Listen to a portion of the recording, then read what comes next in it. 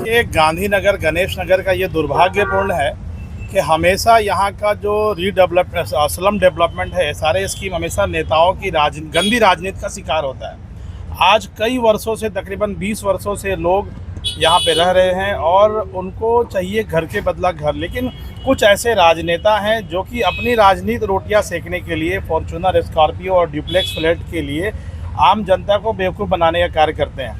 जिस तरह से मांझी नगर सेवक वार्ड नंबर 31 और 20 के बिल्डर को पहले लाते हैं, बिल्डर का फिर विरोध करवाते हैं, फिर एक मोटी रकम लेके, चाहे स्कॉर्पियो हो, फॉर्च्यूनर हो या बंगले लेकर सेटलमेंट करते हैं, फिर दूसरी कश्ती पे सवार हो जाते हैं। तो मैं जनता से ये अपील करूंगा कि आपके बाद भावरेकर नगर का जो है ना स्लम वहाँ बना, बावजूद आज वहाँ पर बिल्डिंगें बन गई, लोग अपने घरों के चले गए।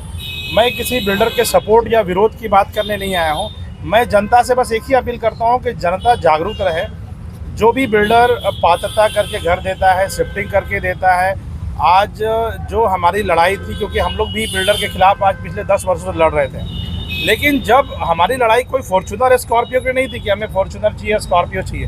हमारी लड़ाई थी कि जो टेक्निकल चीज़ें हैं सारे की, कि जो पात्रता होनी चाहिए, जो AGRC के ऑर्डर था कि भैया पात्रता होना चाहिए। हमारे जो आमदार हैं, यहाँ के स्थानीय आमदार, उन्होंने भी हमेशा जनता को बेवकूफ़ बनाने का कार्य किया है, क्योंकि इससे पहले जब हम उनके पास जाते थे तो कोई उनके पास शब्द नहीं होता था। आज अगर ये स्कीम लटका है या लोग परेशान हैं तो इसके जिम्मेदार कहीं ना कहीं सत्ता पक्ष के लोग हैं, जो हमेशा जनता का इलेक्शन के वक्त दुरुपयोग करते हैं और एक लेटर देकर जनता को बेवकूफ़ बनाने का कार्य करते हैं। और आज मेरी एक ही लोगों से अपील है कि अपने घरों का जो है पात्रता निश्चित कराएं, ताकि आपको घर के बदला घर मिल सके। सर, आज के इस मुहिम में आप भी शामिल हैं क्या? देखिए, मैं जनता के साथ हूँ, मैं किसी डेवलपर या किसी नेता की इसमें नहीं हूँ। मेरा एक ही सोचना है कि आम जनता को घर मिले। जैसे कि सिद्धि विनायक में मैं आज पिछले 10 वर्षों से हमारा ये था कि वहाँ पात्रता हो, आज वहाँ पर 75% पात्रता हो गई। मैं खुद उसमें पात्रता हुआ, मेरे साथ जितने लोग थे देखिए, मैं फिर से बता रहा हूँ कि मेरी लड़ाई या हमारे साथियों की लड़ाई किसी लालच में नहीं थी। आज चाहे कमरू भाई हो, चाहे वो कामता पाल हो, जाकिर भाई हो, या हमारे फारूक भाई हैं, ये सबकी जो लड़ाई थी एक ही थी कि घर जनता को घर के बदला घर मिले, और वो दिख रहा होते वो दिख रहा है। सर, आज के विरोध में जो विरोधी लोग थे, क्या उनका घर पात्र हुआ है?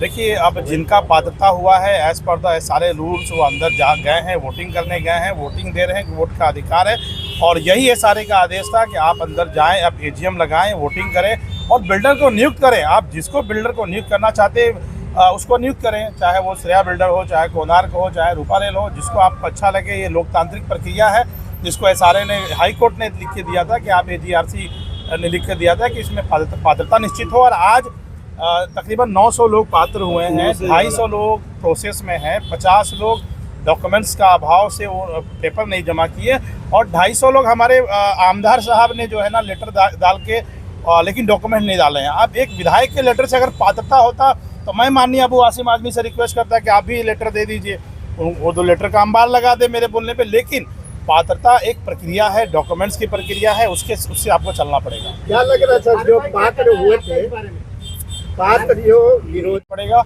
और ये लड़ाई बिल्डर की लड़ाई नहीं है, ये लड़ाई अपने घरों की लड़ाई है। इसमें राजनीति बिल्कुल नहीं करनी चाहिए। लोग इसका राजनीति करते हैं, कभी वो रूपारेल के साथ होते हैं, कभी श्रेया के साथ मन साझा करते हैं, बाद में जब डिमांड पूरी नहीं होती तो कोणार्क के साथ जाते हैं। तो आम पब्लिक इसमें पीस रही है, जो कि बेहद दुर्भाग्यपूर्ण है। मैं जनता से अपील करूंगा आपके माध्यम से कि लोग जागरूक हो जाएं। कोई किसी का घर नहीं खाता है, आप डॉक्यूमेंट्स जमा करें, पात्रता हो, उसके बाद आप लड़ाई लड़ें। ये मेरी आप लोगों ने पहले भी आए थे, मन साझा किया था उन्होंने श्रेया बिल्डर के साथ, और आश्वासन किया था कि चच्चा हम आपके साथ हैं। लेकिन जैसे कुछ इलेक्शन का फंड नहीं आया तो बाद में वो कोणार्क की कश्ती में सवार हो गए। तो मुझे ऐसा लगता है कि उनकी बात ना करते हुए आम जनता की बात करना है। हम समाजवादी पार्टी से जुड़े लोग हैं, हम जनता का भलाई और पब्लिक के भलाई के लिए खड़े हैं। यहाँ पे हमारे साथ जितने साथी हमारे हैं, फारूक भाई वगैरह हैं। और आज यहाँ पे जो मामला चला उसके बारे में क्या कहना है? मेरा नाम कमरुद्दीन शेख है। यहाँ पे जो भी आज कुछ हुआ है, ये उससे भी पहले भी बहुत कुछ हो चुका है, और मेरा एकदम सिंपल बात है कि जब राजनीति होगी तब तक जनता का कभी विकास नहीं हो सकता है। और अक्सर मैंने देखा आज 10 साल हमारे गांधीनगर में, जय हिंद में, चाहे श्री सिद्धि विनायक में हो, या मैं खुद जनता कल्याण कार्य की मेरी सोसाइटी है, तो वहाँ पे आज तक हम लोगों ने 10 साल जो भी अंधकार में जिस तरीके से हम लोगों के साथ लोगों ने फ़ायदा उठाया और जिस तरीके से नेताओं ने हम लोगों का फ़ायदा उठा के सारे स्कीम को और उनका जहाँ तक होता है अपने हिसाब से बात करके और लोगों को आगे करते हैं और बाद में फिर सारे लोगों को पीछे करके खुद आके अपना सेटलमेंट कर लेते हैं। यही आज तक होता आया है और यही हमारे साथ भी हुआ है। लोगों ने सिर्फ फ़ायदा उठाया। आज गलतियां इंसान से ही होती है, डेवलपर गलत नहीं होता है, डेवलपर से गलत कराते हैं और ये बीच के लोगों का हिस्सा होता है। ज़्यादातर नेताओं का इसमें ज़्यादा रोल होता है। हम लोगों के साथ हुआ है, मेरे साथ खुद धोखा हुआ है। लोगों ने खाली इस्तेमाल किया और बाद में क्या किए, अब सेटलमेंट कर लिए।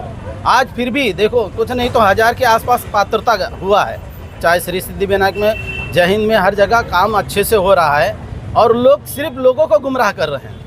आज उनका अगर काम सही हो जाएगा या उनकी मांग पूरी हो जाएगी तो कोई नेता कभी भी पीछे से नहीं आने वाला है, अपना आगे लिए और चले गए। यही आज तक होता आया। ज़्यादा बोलने से ये है कि आज अगर विकास, हमको क्या चाहिए, हमको घर के बदले घर चाहिए और हमको घर के बदले अगर घर मिल रहा है तो बीच में दूसरा उसका फ़ायदा क्यों उठाए। आवाम की चीज़ है, आवाम उसका फ़ायदा ले, आवाम को मिलना चाहिए और ये होता नहीं है। और इसमें ज़्यादातर लोग नेताओं का ये पूरा रोल रहता है और वो लोग किसी भी तरीके से पब्लिक को गुमराह करके और उसका फ़ायदा लेते हैं। ये होता है, चाहे MP हम यहाँ पे अगर कोई चीज़ सही से हो रहा है तो उसका अच्छे से स्वागत करो और उस चीज़ को होने दो, पर नहीं, ऐसा नहीं होता है। जो लोग सिर्फ विरोध कर रहे थे उनके बारे में क्या कहना है, क्योंकि उनको अपात्र किया गया, ऐसा उनका कहना है। जब तुम किसी को, कोई अगर नेता कोई लेटर पेड पे अपना कुछ दे दे और डॉक्यूमेंट्स अगर नहीं जाएगा तो बिना डॉक्यूमेंट्स के आज तक पात्रता किसी का आया है? कभी नहीं आया है। और जब तुम डॉक्यूमेंट दोगे तभी तो पात्रता आएगा और जब आवाम को तुम गुमराह करके रखोगे तो पात्रता कहाँ से आएगा? ये एक बहुत सोची समझी राजनीति है। आज उनका मुद्दा और उनका कहानी मसला हल हो जाता है तो जनता से उनको कोई लेना देना नहीं।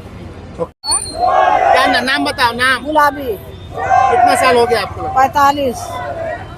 तो अभी आपको घर मिल रहा है कि नहीं मिल रहा है? नहीं मिल रहा है। क्या बोल रहा है बिल्डर? अभी हम लोग पेपर जमा कर दिया, बोला कि बन जाएगा तो मिलेगा।